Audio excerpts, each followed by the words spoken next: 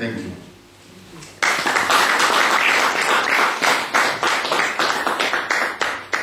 Thank you. Thank you very much, Dr. Akrong.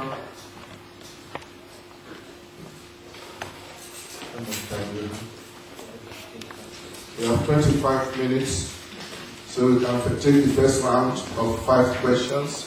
1, 2, 3, 4, 5. Number 1. First gentleman. Oh, okay. So yes. Just a minute. If I can just make a quick announcement. Those who are in Hepzibah, if you can just keep your keys up during this time, the guy will come and pick them up. So if it's possible, just keep it up and you can pick it up. Yeah, let's go with the questions. Dr. Akrong, thank you very much for a very interesting presentation. You mentioned that God is seen as a community of being, in the African traditional religions. I can then understand why Christians can readily accept the... I don't need it. I can understand why Africans can readily accept the Trinitarian God.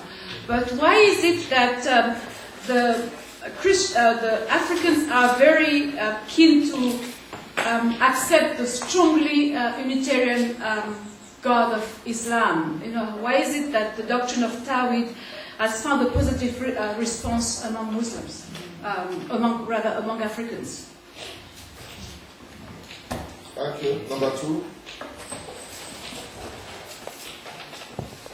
Thanks a lot for your presentation.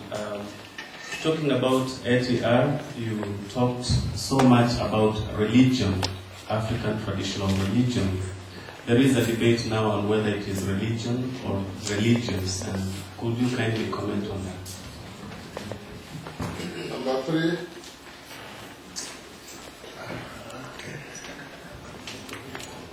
Thank you for this presentation. It's an area I need to learn about. I have 2 questions.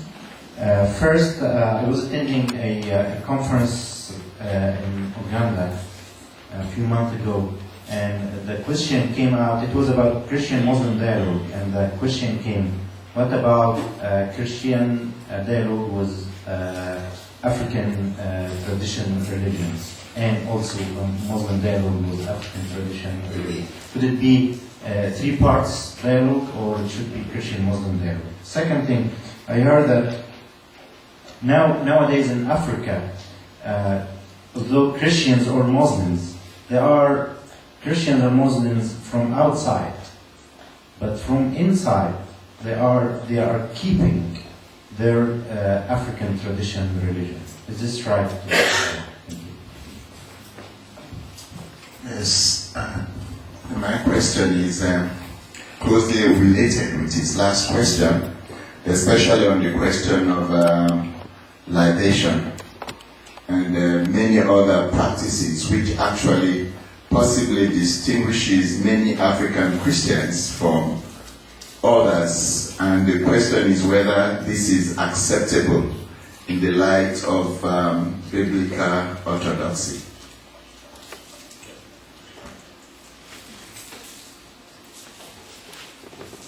Last one for this round. There will be a second round, so don't panic.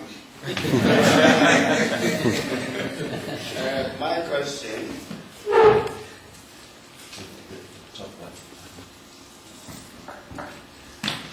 My question is actually bordering on the bridge that ATR should bring for Christian-Muslim relationship. I would like some enlightenment about the enabling environment that ATR provided for these 2 missionary religions that has come into our soil, which could have been, or which could provide a kind of a bridge. But anything more than my expectation for a bridge is welcome. Thank you.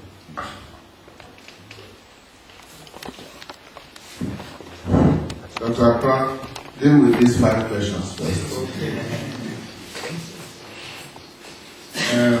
You said You said you agree with the idea of God as a community of relations. You want to know whether he accepts the God in relation to other beings, but they find it difficult to deal with the Islamic unity view of God. Is that not? No, I'm just wondering, why is it that the Tawhid, the doctrine of a strong Unitarian God, has been accepted so readily by Africans? Well, they believe that God is in a unity of being. So, the Trinitarian God then is more acceptable to Africans in that case. Yet, I can't understand why they have readily become Muslims. Yet they are called to believe in one strong God. Well, this will be difficult. It's a matter of faith dealings. I mean, whether you are more comfortable with believing God manifested in three forms, or God as it is in Himself. If you could also just quickly add that it's very difficult to say that Africans become Muslims or even Christians because of the Trinity or Tawhid.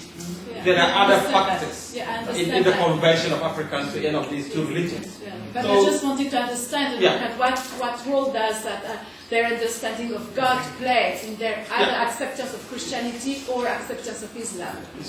Islamic cosmology allows for the jinn, the karina, and the multiplicity of spiritual beings. Yeah, and that's the main touch there. Just on that same point, we need to see that the journey of African entering, say, into Islam never begins with doctrines. It begins with social contact. It begins with culture. And the doctrines are found when they are so deep inside that they cannot retract. We must begin to see that. What is happening here now? We are departing from our agreed process. Authority. Yeah, you give your questions. The presenter replies to the best of his ability, and the rest of you can save your wisdom and all your energies and discuss it later. Otherwise, you cannot finish.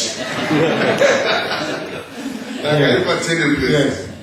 Somebody also asked about African religion or religions. Yes. I believe that it's religion because that religion is manifested in different ways all over Africa. So I would prefer to have it religion and not religions.